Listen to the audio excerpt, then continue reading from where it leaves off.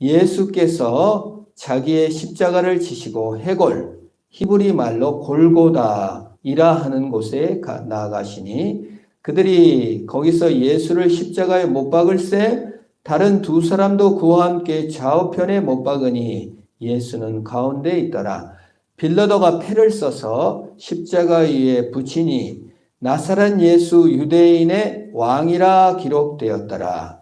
예수께서 못 박히신 곳이 성에서 가까운 고로 많은 유대인이 이 패를 읽는데 히브리어와 로마와 헬라 말로 기록되었더라. 유대인이 대제사장들이 빌라도에게 이르되 유대인의 왕이라 쓰지 말고 자칭 유대인의 왕이라 쓰라 하니 빌라도가 대답하되 내가 쓸 것을 썼다 하니라.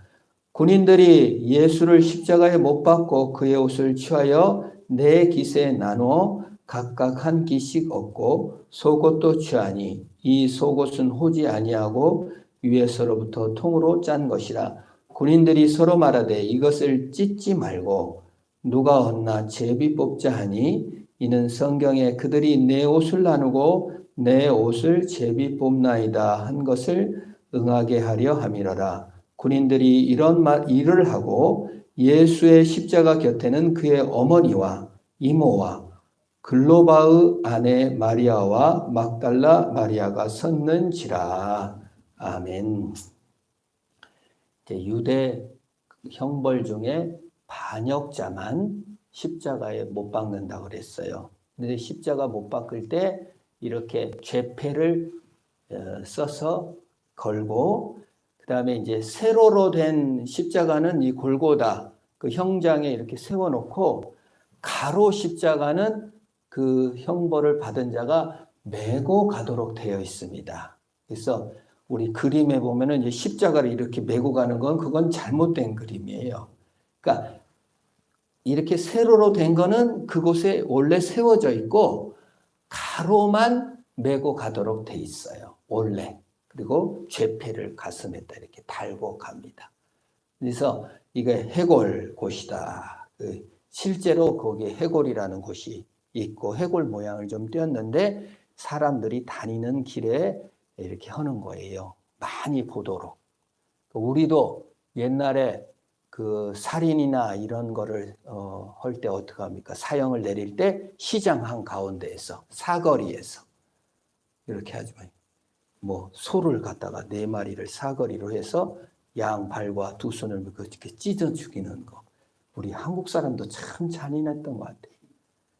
그래서 이렇게 많은 사람들이 어린애부터 시작해서 다 와서 보고 이렇게 아주 그때 TV가 있습니까? 스마트폰이 있습니까? 시장에서 그렇게 많은 사람들이 보게 합니다. 이 십자가 반역의 죽음도 이 뭐 그냥 아무도 안 보는 곳에서 은밀하게 한 게 아니라 많은 사람들이 볼 수 있는 거리의 그 곳에 골고다 길에 올려놓고 지나가는 사람들이 보게 이렇게 한 거예요. 근데 예수님께서는 이 십자가를 지기가 너무 힘들어서 채찍을 너무 때려가지고 지난 시간에 말씀드린 대로 채찍 끝이 납이나 그 뼈 조각이 있기 때문에 이렇게 치고 당길 때 살점이 드러나 이런 뼈들이 많이 드러나게 되고 연약해져서 마가복음에 나온 것처럼 그 구레네 사람 시몬이 대신 이 가로 십자가를 메고 가는 것을 볼 수가 있습니다. 그래서 이제 예수를 십자가를 지고 해골에 갔는데 이 요한복음에서는 구레네 사람 시몬 얘기는 하지는 않았어요. 다른 데로 가지 않고 십자가로 바로 가는 걸 볼 수 있습니다. 그래서 거기에 나갔다. 내줬다. 그들이 예수를 맡으매. 로마 병정이죠. 보통 이제 십자가를 지러 갈 때 병정 4명이 갑니다. 한 사람에. 그래서 이제 지난번에 말씀드린 대로 3일도 걸리고 일주일도 걸린다고 그랬잖아요. 죽는 시간이. 동맥을 자살할 때 자살을 젊었을 때 해본 경험이 있으신 분은 알 거예요. 동맥을 딱 자르면 철철철철. 좀 끔찍한 얘기를 해서 죄송합니다만은 그렇게 이틀씩 안 걸린단 말이에요. 근데 모세혈관이나 이런 손에 동맥과 정맥을 피한 곳에 못을 박으니까 피가 3일을 쏟아지는 거죠. 그래도 안 죽어요. 문헌에 의하면 일주일 매달아 놓고 죽은 줄 알고 이렇게 내렸더니 살아 있었다라는 문헌도 있어요. 여러분, 그리고 또 이 십자가에서 오래 살게 하기 위해서 여러분 보면은 밑에다가 이렇게 받침대를 놔요. 그래서 몸이 이렇게 숨을 이렇게 쉬도록. 그래서 원래 십자가가 어떤 십자가는 이렇게 밑에 발에 이렇게 받침대가 있는 게 맞습니다. 그래서 조금 더 오래 살게, 숨을 좀 잘 쉬게 받침대를 놔둬서 숨을 쉬도록 오래 살게 한 거예요. 참 인간이라는 게 어쩜 이렇게 잔인한지, 어떻게 하든 더 고통스럽게, 더 오래 살게 하려는 방법의 그 죽음이 그 십자가 처형이에요. 프랑스의 루이 황제가 단두대에서 쫙뚝 잘라 죽었는데 그 단두대 만든 사람이 왕이 아유 너 너무 훌륭하다. 사람을 어떻게 순식간에 죽이는 장치를 만들었냐 해서 백작을 줍니다. 왕이. 그 사람도 결국 자기가 만든 그 단두대에서 죽었어요. 그 백작도. 그러니까 십자가형은 인간에게 너무 고통스러운 거예요, 사실은. 어떻게든 힘들게 하려는. 그렇게 이제 예수 그리스도께서 가시고 18절에 예수님께서는 십자가에 못 박으실새 다른 두 사람도 그와 함께 좌우편에 못 박으니 예수는 가운데 있더라. 이 엄청난 비밀이 여기에 있습니다. 예수님은 두 강도 가운데서 죽었어요. 반역자와 강도의 취급을 받고 죽었습니다. 왜 하나님은 강도 사이에 죽으셨을까요? 사실 예수님이 강도는 아니었습니다. 하나님의 왕권을 빼앗고 선악을 알게 하는 나무의 열매를 먹어 반역하여 하나님의 자리를 빼앗은 것은 사람이었습니다. 그런 의미에서 강도는 인간이었습니다. 그런데 하나님께서 반역과 강도자가 되어, 하나님 죄가 없는데 두 강도 사이에 처벌을 받고 두 팔을 벌리고 죽으셨습니다. 이게 하나님의 사랑입니다. 예수님은 강도 사이, 나를 사랑하여 내가 죽어야 되고 내가 반역한 그 자리에서 사랑으로 우리를 살리기 위해 강도 사이에 죽으신 줄로 믿습니다. 그 다음에 이제 나오는 본문이 19절인데 빌라도가 패를 써서 십자가 위에 붙이니 나사렛 예수 유대인의 왕이라. 뭐라고 썼다고요? 나사렛 예수 유대인의 왕이라고 기록했어요. 왜 이렇게 기록했을까요? 반역자, 죽일 놈, 이렇게 우선 죄명을 쓸 때 나쁘겠습니까? 좋겠습니까? 나쁘게 써야죠. 살인자, 강도, 공무집행 방해, 이렇게 하고 형을 때리는 것이 맞는데 나사렛 예수 유대인의 왕이라는 패를 빌라도가 기록했어요. 왜 그랬냐? 첫 번째, 예수님이 그 신성모독, 반역죄로 고발당했음을 명시하기 위해서 빌라도가 썼습니다. 로마 사람들이 제일 싫어하는 게 반역이에요. 그리고 모든 왕들이 제일 싫어하는 게 뭡니까? 반역이에요. 그리고 이게 그 로마 역사를 보면요, 반역의 징후가 있다고 해서 부인도 죽이고요, 반역의 징후가 있다고 해서 아들도 죽이고, 아들도 부인도 동생도 왕자리 지키다가는 이거는 없습니다. 막 원로원도 죽이고 그 반역이 치를 떠는 게 반역이에요. 왕도 두 명은 없잖아요. 여러분 그 경선 해도 서로 자기가 하려고 얼마나 싸웁니까? 피도 눈물도 없어요. 이게 왕권을 예수님께서 반역자라고 고발한 것을 알려준 것입니다. 근데 사실은 예수님이 온 우주의 왕이다, 반역의 왕이라 온 우주의 왕인 것을 증명한 것이에요. 심판받을 왕이 아니라 심판하실 왕, 온 우주의 왕 예수님께서 오히려 반역자에게 죽어주는 모습을 나타나기 위해서 빌라도를 사용하셨습니다. 둘째, 빌라도는 유대인들을 조롱하기 위해서 유대인의 왕이라고 썼습니다. 유대인이 빌라도가 바보가 아니거든요. 자, 유대인들은 아주 반역 기질이 많은 민족입니다. 독립을 위해 아주 맨날 반역하는 자들이에요. 그래서 지금도 이스라엘 팔레스타인 지역이 뭐라 그래요? 중동의 화약고다. 맨날 싸우잖아요. 맨날 전쟁 일으키잖아요. 유대인들이. 지금 옛날도 마찬가지였어요. 로마 정부에서 보자면 유대인들은 맨날 반란 일으켜. 독립하려고. 로마 황제를 인정을 안 하는 나라예요. 근데 지금 유대인들이 뭐라고 주장합니까? 우리에게는 가이사 외에는 왕이 없나이다. 빌라도가 바보입니까? 유대인들이 얼마나 정말 로마 황제를 인정을 안 하고 호시탐탐 독립하려고 반란을 꾸미는 민족들인데 가이사 외에는 왕이 없나이다. 조롱하는 거예요. 웃기고 있네. 니들이 가이사 외에는 왕이 없다고 얘기하고 있느냐? 그 유대인들을 지금 조롱하고 있는 것입니다. 검은 속내, 간악함을 비웃어 주고 있어요. 빌라도가요. 세 번째, 빌라도가 나사렛 예수 유대인의 왕이라고 쓴 것은 무력감을 극복하려는 것이었습니다. 첫 번째 무력감은요, 예수님 때문에 느꼈어요. 이 빌라도가 예수님한테 뭐라고 말합니까? 지난 시간에. 내가 너를 놓을 권세도 있고 너를 죽일 권세도 나한테 있는 줄 모르냐라고 말했습니다. 그때 예수님께서 뭐라고 말하죠? 네가 나를 놓을 권세도 있고 지금 죽일 권세도 있다고 말하냐? 위에서 허락하지 않으면 네가 아무것도 할 수가 없어. 나는 너 하나도 안 무서워해.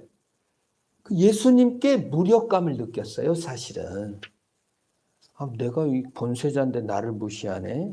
하나님이 허락한 권세가 아니면 네가 손끝 하나도 움직이지 못한다고 하니 얼마나 예수님께 대하여 무력했습니까? 둘째로 무력감은요, 예수님을 사실 자기는 살리려고 했습니다. 부인도 와가지고 내가 꿈에 이 사람 때문에 고난을 많이 겪었으니까 좀 살려주세요. 근데 못 살렸어요, 빌라도는. 왜요? 유대인들이 막 데모하려고 하니까 자기 마음대로 못했단 말이에요. 유대인들 앞에서 무력했어요. 자존심 많이 상했을 겁니다, 빌라도가. 세 번째, 자기 결단에도 무력했어요. 자기가 어떻게 결정하지 못했어요. 주변 사람들, 아내 말에 황제 눈치, 아내 눈치, 유대인 눈치 보다가 오물오물 하다가 그냥 내줬단 말이에요. 그러니까 자기 자신에 대한 어떤 패배감, 절망감, 이 무력감으로 인해서 그냥 그걸 쓴 거예요. 나사렛 예수 유대인의 왕. 그리고 유대인들이 뭐라고 하죠? 아니, 자칭을 앞에 써세요. 자칭이라고 써주세요. 라고 했을 때 빌라도는 화를 내면서 난 쓸 거 썼다. 요거라도 좀 박아놓음으로 인해서 자신의 무력감을 극복하려고 했습니다. 참 이게 우리의 본 모습, 빌라도 같은 모습이 우리한테 참 많이 있습니다. 우리 인간은 누구나 다 무력감을 느끼는 순간이 있습니다. 그래서 그 무력감이 복수심, 폭력으로도 많이 나타납니다. 흔히 우리 폭력 남편이 있잖아요. 뭐 부인을 때린다든지 자녀를 때린다든지 술 먹고 와서 막 밥상을 차고 막 이상하게 행동하는 사람들을 연구하는 학자들이 이 남편이나 아빠가 무력감을 느끼는 경우가 너무 많다는 거예요. 그 무력감을 느끼는 그 무력감을 집에 와서 자기보다 연약한 자녀와 아내를 때리고 폭력하고 상처를 주므로 잃어버린 자존감을 만족하려 했다는 거예요. 마음의 상처를. 힘없는 자에게 실력을 행사함으로 푸는 것이죠. 망상으로 푸는 것도 합니다. 예. 이게 가짜 모범생이죠. 이 무력감을 느끼는 사람이 누구냐? 무조건적인 사랑을 받지 못하고 조건적 사랑에 너무 길들여진 사람들이 주로 무력감을 느낀다는 거예요. 시험 윤석열 후보도 아버지가 그렇게 맨날 때렸대요. 그래가지고 날마다 무서워요. 자기가 써놨어. 너무 엄해가지고. 그러면 부모가 무조건적으로 나를 사랑한다고 못 느끼고 잘해야만, 공부를 잘해야만, 우수해야만 사랑한다고 느끼는 부모일 때 자녀들이 연약해졌을 때 무력감을 느끼기가 쉽습니다. 그래서 가짜 모범생이 돼요. 아니면 우월의식 가운데 살아요. 높은 자리에 가면요. 이런 무력감을 느낀 사람이 한 자리 하게 되면 잔인하게 폭력을 행사하고 분노하기가 쉽습니다. 갑질하기가 쉽습니다. 잔인해집니다. 자기 중심적으로 생각합니다. 가짜가 되어지는 것이죠. 그래서 가정폭력하는 행사하는 남편, 아버지, 분노 조절에 실패하는 사람들 대부분은 마음에 참 사랑을 못 느낀 무력감이 있는 경우가 많아요. 그래서 엄청 무서운 아버지고 엄청 무서운 남편인 줄 알고 가서 만나보면 아주 무력한 자일 경우가 너무 많고 마음의 두려움과 상처가 가득한 경우가 있습니다. 이 빌라도가 그런 스타일이에요. 그러니까 무력하니까 엉뚱한 것에 고집을 피우는 것입니다. 그 당시에 학자인 필로라는 사람이 그 빌라도에 대해서 언급한 글이 있는데 아주 고집스럽고 어떻게 할 수가 없는 융통성이 없고 필로가 이렇게 썼어요. 융통성이 없고 고집과 집요함을 섞어 놓은 인물이다. 그런 평가를 내린 글이 발견이 됐습니다. 이제 참 안 된 사람이죠. 무력한 사람입니다. 세 가지의 삼중고를 겪으면서 겨우 고집 부린 게 자칭으로 안 써주고 나사렛 예수 유대인의 왕이라고 써놓은 것입니다. 이 무력감을 없애는 방법은 엉뚱한 데다 고집을 피우고 나보다 약한 자를 괴롭히고 지배하고 내 중심적으로 내 쾌락이나 욕심과 정욕을 만족시킴으로 남과 같이 얻음으로 무력감을 극복할 수는 없습니다. 무력감을 극복하는 지점은 내가 잘났든 못났든 주님의 사랑을 받고 주님이 나를 존귀한 존재로 여기셨다는 그 지점이 우리의 무력감을 치료받는 길인 줄 믿으시기를 바랍니다.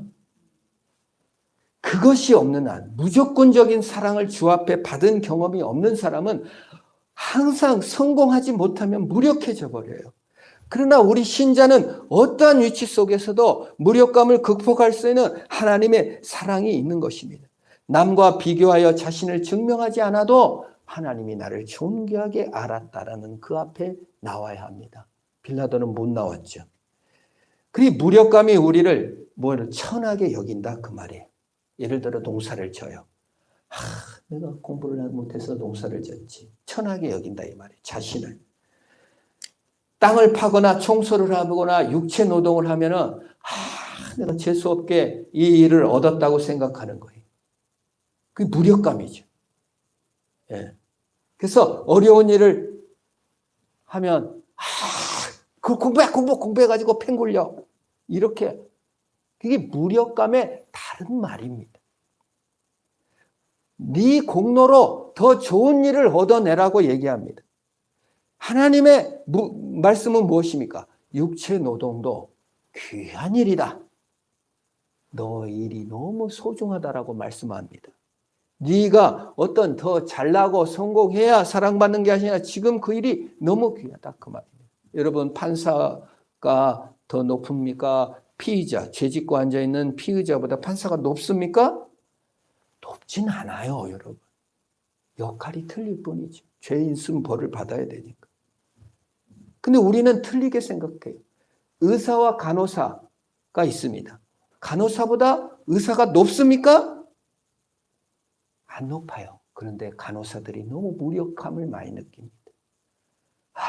의사 될 건데 그냥 신경질나. 이게 무력감의 다른 표현입니다. 혼자 하겠어요? 간호사가 꼭 그걸 간호해줘야만 되는 그 자리에 있는 것입니다. 다 같은 치유의 과정 가운데 그 일을 수정두는 모양이 틀릴 뿐입니다. 하나님 관점으로 보지 않고 세상 관점 자기 중심적으로 가니까 더 편한 일이 아니면 무력해져 버려요. 더 높은 자리가 아니면 무력해져 버립니다. 빌라도 사고 방식이고 세상 사고 방식입니다. 그래서 의심과 자기 중심적 사고로 무력감 속에 비교와 시기를 낳습니다. 분노하고 자신을 학대하고 힘없는 자를 몰아세웁니다. 자신을 힘없을 때 무력하면서 힘이 생기면 힘없는 자를 그렇게 가혹하게 몰아세우고 율법적으로 남을 쉽게 정죄하고 판단하기가 쉬워요. 그게 무력감의 증거입니다. 우리가요, 다른 사람들이 너무 심하게 판단이 되고 아주 그냥 용서가 안 되고 이게 사실은 내가 그토록 무력감을 느꼈다는 증거이기도 합니다. 힘없는 자에게 분노하고 또한 우월주의를 쉽게 품고 자기중심적 인물이 되는 겁니다. 그게 무력감이에요. 무력함이니까 어쨌든 이거를 해결하려고 하는 것이 하나님의 영광을 위하여 주신 일로 받아들이기를 축원합니다. 지금 일은 하나님 영광 돌리는 일이다. 여러분 직업이 돈 벌기 위한 수단이 아니라 하나님께 영광을 돌리는 일이요 이웃을 섬기는 일인 줄 믿으시기를 바랍니다. 청소도 말뚝을 박아도 소를 키워도 농사를 져도 펜을 굴려도 판사를 해도 의사를 해도 이거는 하나님의 영광을 위한 일이고 이웃을 섬기는 일이다. 이게 무력감의 극복이요. 그것은 주님께서 나를 완전히 받으셨고 사랑했다는 그것에서 무력감을 극복할 수 있습니다. 무력감을 극복 못한 빌라도는 자존심을 엉뚱한 그 편말 하나에 얼마나 명분의 매입니까? 그 자존심 분노죠. 그래서 유대인의 왕이라고 기록했습니다. 그러나 우리는 예수 그리스도 우리 왕 되신 하나님이 내가 어디 있든 어떤 위치든 우리를 사랑하신 줄 믿으심으로 무력감을 극복하고 자존감을 회복하시기를 축원합니다. 주님 우리를 사랑하셨어요. 그리고 우리 부모님들도 자녀들을 요거 잘했으니까 내 자식이 아니라 좀 더 정말 예수님처럼 무력한 자식 만들지 말고 예수님처럼 자존감 있게 키우셔서 내 사랑하는 아들임을 증명하시기를 축원합니다. 그래서 자녀가 말썽 부리면 우리 애는 착한데 친구 잘못 만나서 무력하게 키워놓고 내 말 잘 듣게 키워놓고 잘했을 때만 이뻐해놓고 친구 따라가서 친구가 뭐라고 말하면은 그거 자기 자존감을 주장을 못하는 아이로 만들어 놓고 내 아는 착한데 친구 잘못 만났다. 그렇게 말하지 마세요. 무력하게 키우지 말고 주님의 말씀의 권위 앞에 키워야 될 줄로 믿습니다. 그래서 바꿔주진 않았고 그걸 깨닫습니다. 그 다음에 이제 일어난 일이 이제 21절에 그래서 빌라도에게 이르되 유대왕이라 쓰지 말고 자칭이라고 쓰라는데 안 바꿔줬고요. 23절에 유대 군인들이 예수를 십자가에 못 박고 그의 옷을 취하여 네 깃으로 나눠 각각 한 깃씩 얻고 속옷도 취하니 그 속옷은 호지 아니하고 위에서부터 통으로 짠 것이라. 그래서 이제 겉옷은 아마 이렇게 지금 옷은 그냥 착착 만들어지만 옛날에는 다 이렇게 짜서 만드니까 어깨 부분으로 나눠졌다든지 이렇게 찢어 가졌다든지 아니면 신발과 그 뭐 혁띠라든지 이런 것을 각자 따로 나눠 가졌다든지 네 깃으로.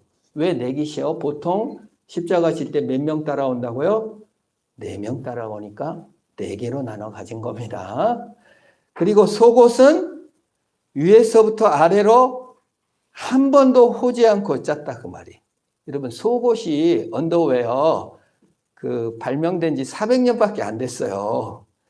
그럼 예수님 지금 2021년이니까 예수님 속옷 입었다 안 입었다? 우리 같은 팬티 입었다 안 입었다? 안 입었습니다. 여러분 옛날 그 프랑스 이런 거 보면은 영화 같은 거 보면은 어때요? 그러면서 속옷 한 명도 안 입었어요. 화려해 보이지만 속옷이 발명된 지 얼마 안 됐습니다. 그래서 위에서부터 아래로 다 이렇게 속옷이 돼 있기 때문에 이것은 찢을 수가 없어서 제비를 뽑아 나눠 가졌다라고 얘기합니다. 근데 이게 재밌는 게 24절이에요. 군인들이 서로 말하되 이것은 찢지 말고 누가 얻나 제비 뽑자 하니 이는 성경에 그들이 내 옷을 나누고 내 옷을 제비 뽑나이다 한 것을 응하게 하려 함이라. 군인들이 이런 일을 하고. 이 뭐예요? 시편 22편은 다윗이 쓴 시인데 이 구절이 시편 22편 18절이에요. 그러니까 시편 다윗은 자기가 괴로워서 그걸 썼는데 사실은 예수님께서 이 십자가 위에서 제비 뽑아 옷이 4개로 나눠지고 뽑아갈 것을 예언했다 그 말이에요. 여기에 대해서 이제 우리는 3가지 생각을 할 수가 있어요. 인생의 결정이죠. 보면은 3가지 반응입니다. 예언의 성취를 볼 때 의심합니다. 그 많은 학자들의 글들을 보니까 요거는 그런 게 아니라 원래 이런 일이 없었는데 성경을 기록한 요한이 구약 성경을 인용해 가지고 쫙 맞췄다. 그게 의심하는 사람들이 있어요. 이게 이제 첫 번째 반. 두 번째는 운명론에 빠지는 사람들이 있어요. 이걸 볼 때 아유 어차피 일어날 일은 일어나니까 운명이야. 내가 뭘 해. 어차피 구원 받으면 구원 받겠죠. 윌리엄 캐리라는 선교사가 인도 선교를 나가려고 했더니 영국 교회에서 선교비도 안 주고 파송도 안 해줘요. 야, 인도 사람들 예수 믿게 되면 운명이면 믿고 되겠지. 네가 뭐라고 나가냐. 넌 믿음이 없는 놈이다. 오히려 혼냈어요. 근데 윌리엄 캐리는 운명은 정해져 있지 않습니다. 하나님이 내가 전하는 것으로 믿게 하시도록 작정하셨습니다. 나는 나가겠습니다. 구두 수승공이었는데 인도어를 배우고 해서 선교를 나가서 선교의 아버지가 됐죠. 운명론으로 받아들인 사람이 있어요. 어차피 다 알 거 아는데 뭐 일어난 일은 일어나겠지. 그리고 3번째 반응이 믿음의 반응입니다. 그 믿음의 반응은 뭡니까? 미래는요, 오늘의 선택의 결과입니다. 미래를 결정할 수 있는 사람은 우리 사람의 인격밖에 없고 선택밖에 없습니다. 내가 오늘 열심히 공부하면 공부를 잘 되게 될 겁니다. 내가 오늘 열심히 운동하고 몸 관리를 해야 건강해집니다. 미래의 건강한 몸을 위해서는 내가 규칙적으로 먹고 규칙적으로 운동해야 돼요. 그것을 선택해야만이 미래가 내 것이 된단 말이에요. 이게 믿음의 선택입니다. 하나님이 우리를 지으실 때 선택하고 미래를 결정할 수 있는 선택을 하고 실행할 수 있는 힘을 그러한 존재로 지으셨어요. 사람을 만들 때 그냥 흙에서 쫙쫙쫙 만드는 것이 아니라 디지털로 그냥 만드는 게 아니라 한 남자와 한 여자가 만나 결혼해서 낳음으로 결정하고 선택함으로 생명이 낳도록 하나님께서 하셨어요. 그래서 미래는 우리에게 책임이 있는 겁니다. 이게 믿음입니다.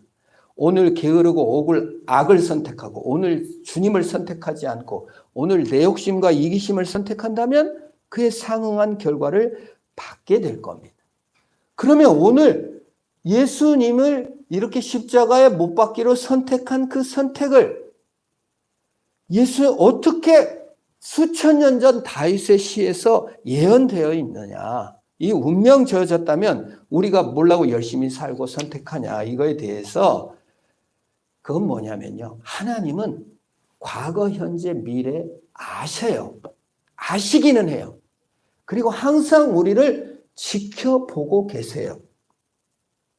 지금도 우리 하나님께서 우리를 지켜보고 계십니다. 아세요, 우리를.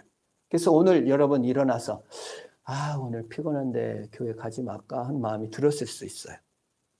오늘 이런 일도 있고 저런 일도 있는데 정말 못 가겠다. 안 가기로 선택할 수 있어요. 근데 여러분이 운명이 져진 게 아니죠. 오늘 피곤하니까 그래도 가야지 하고 선택하셔서 오셨습니다. 여러분이 선택했습니다. 그 선택을 방해받으셨습니까? 오늘 화내는 길을 선택했을 때 그거 방해받아 본 적이 있으신 분? 없어요. 아무도 방해받지 않아요. 하나님이 아시고 지켜봐도 오늘 우리는 어떤 선택을 해도 방해받지 않아요. 다만 아실 뿐이에요. 보고 계실 뿐이에요. 그래서 예수 그리스도께서 당하실 일을 보고 아셨을 거예요. 그것이 우리 보기에는 운명젖은 것처럼 보이지만 미리 아셨다 그 말이에요. 현재 우리가 뭘 선택할 때 방해받지 않듯 미래의 어떤 상황도 방해하시지는 않으시지만 전능하시기 때문에 아신다는 거예요. 이걸 착각해갖고 아시는 것을 운명젖었다고 생각하면 안 돼요. 여러분 오늘 선을 선택하고 하나님의 영광을 위하여 선택하고 이웃을 위하여 선택하고 내 몸의 건강을 위해서 먹기를 선택하고 운동할 것을 선택해요. 미래를 바꿔나가는 믿음의 선택들을 하시기를 축원합니다. 예배에 나갈 걸 선택해야 믿음이 좋아지죠. 주님께 헌신하기로 결단하고 위해서 나야 좋아지죠. 어차피 구원받을 거 구원받을 거야. 이거는 하나님을 만홀히 여기는 것입니다. 망령되이 일컫는 것입니다. 운명론에 빠진 자들은 그렇게 아무것도 안 하려고 하죠. 그래서 이 세 번째, 하나님이 그 통으로 짠 속옷을 제빗보다 찢기지 않도록 보호하듯이 하나님께서 보호하시지만 아시지만 오늘 우리에게 선택할 힘을 주신다 그 말이에요. 그래서 오늘을 기회로 선물로 받으시기를 축원합니다. 대신 내 명예, 내 선택, 내가 그때 너무 잘했어. 내 자랑, 내 명예, 내 자존심으로 선택한 것이 아니라 하나님께서 역사하셨다. 하나님이 도우셨다. 하나님이 선물로 주셨다. 그 선택의 기회를 하나님이 선물로 주셨다. 내가 그 여자를 선택해서 아기를 낳았으니 이 아기가 하나님의 선물이다. 우리가 하는 일이 하나님의 영광을 위하여 타인 중심으로 바꿔져 나가는 것입니다. 왜 내게 이것밖에 없느냐고, 왜 하나님이 전능하신데 이런 일을 망하겠어요? 하나님 왜 전능하신데 더 편한 일을 안 주셨어요? 그건 자기중심적, 운명론적, 빌라도적 사고방식입니다. 주님이 사랑해 주셨는데 내가 무슨 일을 해야 할까? 이걸로 바꿔지는 거예요. 왜 이걸 안 주셨나가 아니라 내가 무슨 일로 하나님께 영광을 돌릴 수 있을까로 변화되는 것입니다. 자, 25절. 예수의 십자가 곁에는 그의 어머니 이모와 글로바의 아내 마리아와 막달라 마리아. 글로바는 남자입니다. 그래서 사실 예수 엄마, 예수 이모, 글로바의 아내 마리아, 막달라 마리아. 그런 의미에서 지금 마리아가 3명이에요. 예수님 어머니도 마리아, 글로바의 아내도 마리아, 막달라 마리아. 마리아만 3명이에요. 이모 이름은 안 나왔지만 참 얼마나 마리아라는 이름이 흔했는지 몰라요. 여기서 대비되는 거 4명이죠. 여자 4명, 남자 4명, 로마 병사들. 남자 4명은 속옷 취하고 예수님 때문에 이득을 뭘 얻을까 지금 제비 뽑아서 이득을 취하고 있고, 이 여자 4명은 예수님 곁에 서서 예수님의 아픔과 고난에 동참하고 바라보고 있는 것을 볼 수 있습니다. 십자가 앞에 우리는 빌라도가 되거나 로마 병정이 되지 말고 예수 그리스도처럼 사익 추구가 아니라 공익 추구, 하나님의 영광을 추구하는 여인으로 성도로 서 있기를 축원합니다. 사익을 추구하는 자가 신자가 아니에요. 내 편함을 추구하는 게 신자가 아니에요. 공익을 추구하는 것입니다. 대한예수교입니다. 대한자기 이익교, 대한성공교가 아니에요. 문화와 맞서야 합니다. 사익이 아니에요. 직장, 사익을 위해 다니는 게 아닙니다. 하나님의 영광을 위하여, 공익을 위하여 봉사하고 계시는 중입니다. 가게를 열어 사업을 한다. 사익이 아니에요. 하나님의 영광을 위하여 판매를 하고 계시는 것입니다. 왜 운동합니까? 왜 다이어트 합니까? 남한테 잘 보이려고요? 그건 자기중심이죠. 내 몸을 잘 갖고 와야 하나님의 영광을 위해 쓰는 것입니다. 은사를 개발해야 됩니다. 그래서 우리 교회에 의한 봉사를 해야 돼요.